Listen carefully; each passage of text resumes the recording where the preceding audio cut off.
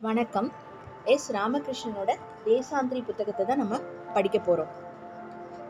இவர் சின்ன வயசுலேருந்தே பயணத்தின் மீது இருந்த அதீத காதலால் எழுத்தாளராகவே ஆனார். இவரோட நடை ரொம்ப வித்தியாசமாகவும் அழகாகவும் இருக்கும். இவர் நடைமுறை வாழ்க்கையில் இருக்கக்கூடிய ஒவ்வொரு விஷயத்தையும் கூர்ந்து கவனித்து அனுபவத்தோடு எழுதியிருக்காரு இந்த புத்தகத்தை. உலகத்தோட முதற் பயணி சூரியன் தான். அது முடிவில்லாமல் பயணிச்சுக்கிட்டே இருக்குது. பயணம்தான் மனுஷங்களை மாற்றுது. இவரோட முதல் பகுதி கடல் அளவு வெளிச்சம். உலகம் ஜன்னல் வழியாக தான் எனக்கு அறிமுகமாச்சு. அப்போ நான் எக்கி நின்று பார்த்தா மட்டும் ஜன்னல் தெரிகிற வயசில் இருந்தேன். அந்த ஜன்னலோட வெளியே என்ன இருக்குது அப்படின்னு பார்க்குறதுக்காக முக்காலை இழுத்து போட்டு அதுக்கு மேலே ஏறி ஜன்னல் கம்பிகளை பிடிச்சிக்குவேன். வெளியே சதா அலைஞ்சிக்கிட்டே இருக்கிற வெயிலை பார்க்குறது எனக்கு ரொம்ப பிடிக்கும். நமக்கு கூட இல்லை. ஊர் சுற்றும் ஆசை எந்த வயசில் முளைவிட துவங்கியது? ராமநாதபுரம் மாவட்டத்தில் ஒரு சின்ன கிராமத்தில் வளர்ந்த என்ன உலகோட விஸ்தாரணத்தை நோக்கி அலைய செய்தது எது? எவரது நிழலை தொடர்ந்து நான் போயிட்டே இருக்கேன்னு எத்தனையோ முறை யோசித்து பார்த்துருக்கேன். என்னோட நினைவில் எப்போவுமே பசுமை மாறாமல் இருக்கிறது ஒரு ஜன்னல் தான். உலகம் என்னோட அப்படி தான் உறவுக்குள்ளே துவங்குச்சு. 7-8 வயசில் ஜன்னலை பிடிச்சபடி வெளியே பார்த்துக்கிட்டே இருப்பேன். தெருவில் இறங்கி விளையாட பயமாக இருக்கும். ஜன்னலுக்கு அப்புறமா ஒரு வேப்ப மரம் இருந்துச்சு. அதுக்கப்புறம் சில வீடு இருந்தது. அதற்கும் பின்னால் சில தெருக்கள் இருந்தது. இதுக்கெல்லாம் அப்பால் ஒரு ஆகாசம் இருந்துச்சு. எனக்கும் ஆகாசத்துக்கும் இடையில் ஒரே ஒரு ஜன்னல் மட்டும் இருக்கிறது மாதிரி இருக்கும். தண்ணிக்குள்ளே ஒரு மீன் குஞ்சை விட்டால் அது எத்தனை லாகவமாகவும் சந்தோஷமாகவும் தண்ணீரோட பிரம்மாண்டம் பற்றிய பயமே இல்லாமல் நீந்தி போதோ அப்படி இந்த ஜன்னலை கழற்றி எடுத்துட்டா நானும் காற்றுல அலைஞ்சபடியே ஆகாசம் வர செல்லக்கூடன்னு கற்பனை செஞ்சுக்குவேன். ஆனால் ஜன்னல்கள் மரத்தால் செய்யப்பட்டவ. வளைக்க முடியாத இரும்பு கழிவுகள்லாம் குறுக்க பொருத்தப்பட்டவ. ஒரு மக்காச்சோளத்தை கடித்து திங்கிறது போல இந்த ஜன்னலெல்லாம் கடித்து தின்ன முடியாது. மரத்துலேருந்து இலை தானே உதிர்ந்துடுறது போல வீட்டிலேருந்து ஜன்னல் உதிர்ந்து போயிடாதான்னு கூட நான் யோசிச்சிருக்கேன். ஆனால் ஜன்னல்கள்லாம் இறக்கமற்றது. கண்ணீரால் கரைஞ்சு கொள்ளும் மாயக்கண்ணாடி போல இருந்துச்சு. வீட்டுக்குள்ளே 4-5 பசுமாடு கட்டப்பட்டிருக்கும் அளவுக்கு பெருசு என்னோட வீடு.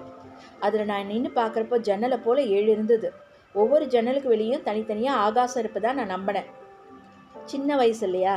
ஜன்னல்கள் பகலோடு ரொம்ப நெருக்கமாகவும் இரவோடு பகமை கொண்டு இருக்கிறது போல் ஏன்னு அப்போ எனக்கு புரியல. சில நாளில் நான் பார்த்துக்கிட்டே இருக்கும் பொழுதே மாலை வெயில் அடங்கி குபு குபுகுன்னு குமிழ் விடுவது போல் இருட்டு கசிந்து பெருக தொடங்கும். என் கண் முன்னாடி இருந்த வேம்பு மரம், வீடுகளை, தெருக்களை இருட்டு தன் கடலைவாய் பற்களால் மென்று தின்னுடுச்சு. அதுபோல் எல்லாம் மறைஞ்சிடுச்சு. இருட்டுக்குள்ளே கண்களால் துழாவியபடியே உலகம் எங்கே இருக்குது அப்படின்னு தேடிக்கிட்டே இருப்பேன். இருட்டை உத்து பார்த்தா அது உன்னை பிடிச்சிக்கோன்னு வீட்டில் இருந்தவங்களாம் பயமுறுத்தி ஜன்னலை மூடுவாங்க. வீடு அப்போ ஒரு பெரிய தீப்பெட்டி போலவும் நாங்கள் அதுக்குள்ளே பதுங்கி இருக்கிற தீக்குச்சிகளை போலவும் இருப்போம். இரவில் உலகம் என்னாது? இருட்டுக்கு எத்தனை கண்கள் இருக்குது? எப்படி கரைஞ்சி போயிட்டுது பகல்? இப்படி பதிலற்ற கேள்விகளோட இருந்த பாலியத்தில் இருட்டை போலவே மொத்த உலகையும் தின்று தீர்த்திடணுன்ற பேராசை தான் எனக்கு எழுந்துச்சு. நடைப்பழகம் வயசுலேருந்து என் விருப்பத்துக்குரியதாக இருக்குது வெயில். அது வெயில்னு தெரியாமலேயே தரையில் ஊறும் வெளிச்சத்தை நாக்கால் நக்கி குடித்திட முயன்றிருக்கேன். சில நாட்கள் படிகளில் நின்று காணும் பொழுது வெயில் தன் அகன்ற சிறகுகளை விரித்து தெருவில் நடனம் ஆடுறது போல் இருக்கும். சப்தம் இல்லாமல் அது சுவரில் ஏறுறதும் வீட்டோட சமையல் அறை வரை நடந்து திரியுதும் அதிசயமாக இருக்கும். வெயில் தான் என்னோட முதல் தோழன். பள்ளி நாட்களில் வெயிலோட தோளில் கை போட்டபடியே தெருவிலையும் தட்டான்கள் கிறங்கி கிடக்கும் தும்பை பூத்த வெளிகள்னு சுற்றி அலைஞ்சிருக்கேன்.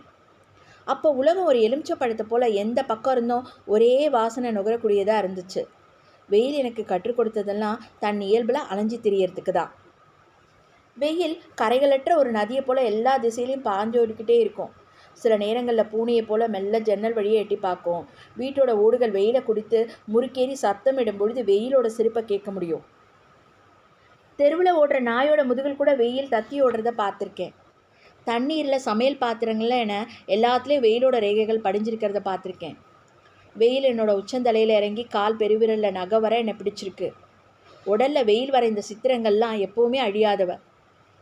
ஆரம்ப பள்ளியில் முதன்முறையாக சுற்றுலா அழைச்சி போயிருந்தாங்க. கன்னியாகுமரி கடற்கரையில் விடியாத இரவில் பாதி தூக்கமும் விழிப்புமா நடந்து போனேன். அலைகளோட சப்தம் கேட்டதே இன்றி கடல்லே தெரியலை. இருட்டு கடலை கவ்வி இருந்தது. கிழக்கே வெகு தொலைவில் இருந்து வெளிச்சம் பீரிட துவங்கி நெல்லிக்காய் அளவு தெரிந்த சூரியன் பார்த்துக்கிட்டே இருக்கும் பொழுதே பருத்து விரிந்து ஆவேசத்தோட கடலை கிழிச்சுக்கிட்டு வானத்துக்கு ஏறி வீரியமிக்க கால்களாக ஓங்கி மிதிச்சபடி வானெல்லாம் நடக்க துவங்கிய போது பகல் வந்துடுச்சின்னு கத்தனை. கடலளவு வெளிச்சம் விரிஞ்சுக்கிட்டு இருந்தது. அப்போதான் வெயில் கடலை விடவும் விசாலமானதுன்ற நிஜம் புரிய துவங்குச்சு. வெளிச்சம் உலகோட கடைக்கோடி குத்துச்செடி வர பரவி நீண்டது. இருளின் சுவடே இல்லை. துடைத்து வைத்த கண்ணாடி போல உலகம் பளீரென தெரியும். சூரியனோட உறவு கொள்றதெல்லாம் எளிதானதல்ல. சூரியனும் தலைக்கு மேலாக செல்லும் ஒரு விண்கோள். பரவசமூட்டும் பொருள் வேறு என்ன இருக்குது உலகில்? சூரியனை நேர்கொள்வதும் எளிதானதில்லை. நாம் ஒரு தாவரமாக இருந்து பார்த்தா மட்டும் வெளிச்சத்தோட ருசியை அறிஞ்சிக்க முடியும். வெயில் எங்கே போகுதுன்னு துவங்கிய கேள்விதான் என் பயணங்களுக்கெல்லாம் முதல் புள்ளியாக இருந்துச்சு. ரொம்ப அதிசயமானது ஒரு நாளை போல நினைவில் தேங்கியுள்ளது. கரடியை கூட்டிக்கிட்டு ஒருவன் வந்து நின்ன பகல். அப்போ எனக்கு 10 வயசு இருக்கும். கரடியை கூட்டி வந்தவன் மெலிஞ்சிருந்தான். அவனோடு இருந்த கரடிக்கு உடல் முழுவதும் மயிர் அடர்ந்து இருந்தது. கரடியோட கண்கள்லாம் பழுப்பாக இருந்துச்சு. அந்த கண்களுக்குள்ளே கரடி வாழ்ந்த காடு ஒளிஞ்சிட்டு இருக்கிறது போல இருந்தது. கரடிக்காரன் தெரு தெருவாக கரடியை கூட்டிக்கிட்டு வித்தை காட்டினான். கரடியோட வலது கையில் ஒரு கடிகாரம் கட்டப்பட்டிருந்ததை சிறுவருங்க வியப்போடு பார்த்துட்டு இருந்தாங்க. கரடி என் வீட்டின் வாசலில் வந்து நிற்கணுன்னு நான் கனவுல யோசிச்சதில்லை. ஆனால் அன்னைக்கு கரடி தன் 2 கால்களை தூக்கி வணக்கம் சொன்னபடியே வாசலில் நின்றுட்டு இருந்தது. கரடிக்காரன் நான் மலபாரிலேருந்து நடந்தே வருவதாக சொன்னான். அம்மா ஒரு தட்டில் சாதம் கொண்டுட்டு வந்து அவன்கிட்ட போட்டப்போ கரடிக்கும் சாப்பிட ஏதாவது தர வேணும்னு சொன்னான். நான் உள்ளே ஓடி போய் ஒரு வெள்ளரிக்காய் எடுத்துகிட்டு வந்து கொடுத்தேன். கரடி வாங்க மறுத்து என்னை முறைச்சி பார்த்துச்சு. கரடி சாப்பிட்றதுக்காக தேன் வாங்க காசு கேட்டான் கரடிக்காரன்.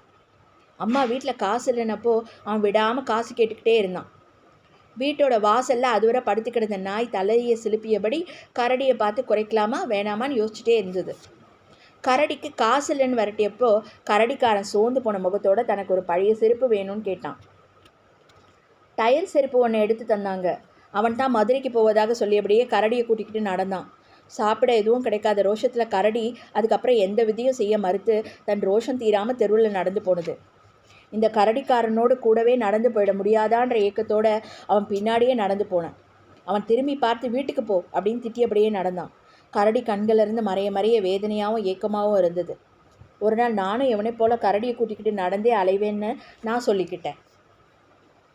வயதும் ஆசையும் வளர வளர கால்கள் வீட்டில் இருப்புக்கொள்ள மறுத்துச்சு. ஆண்டோட வெவ்வேறு காலங்களில் ஊருக்கு வந்து போகிற பரதேசிகளும் மாட்டுத்தரகர்களும் நாட்டு மருந்து விற்கிறவங்களும் ஏலம் போடுறவங்களும் உப்பு வியாபாரிகளும் பாவை கூத்துக்காரர்களும் ஊர் விட்டு ஊர் போகிறத நியாயப்படுத்திக்கிட்டே இருந்தாங்க. மரத்தை தரைமேல் வீழ்த்தும் நிழலை போல வீட்டின் கட்டுப்பாடுகளை என் காலடியில் வீழ்த்திட்டு வெளியேறி சென்றிட முடியும்னு நம்பினேன்.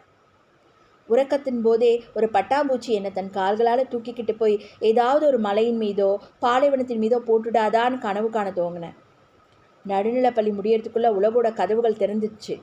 அருகில் இருந்த கிராமங்களில் தனியே சுற்றி அலைய தொடங்கினேன். வெயிலோடு கொண்ட சிநேகம் என்னை அலைந்து திரிய செய்தது. இன்றைக்கி வர ஏதேதோ இடங்களில் சுற்றி அலைந்து நான் கண்டுக்கிட்ட ஒரே உண்மை, உலகம் முழுதும் வீடுகள் இருக்குது. எல்லா வீடுகளிலும் ஜன்னல்கள் இருக்குது. எல்லா ஜன்னலுக்கு பின்னாலும் ஒரு சிறுவனோ சிறுமியோ உலக வியப்பு கலையாமல் பார்த்துக்கிட்டே இருக்கிறாங்கன்றது தான். நாளை பார்க்கலாம். சாரநாத்தில் ஒரு நாள். நன்றி, வணக்கம்.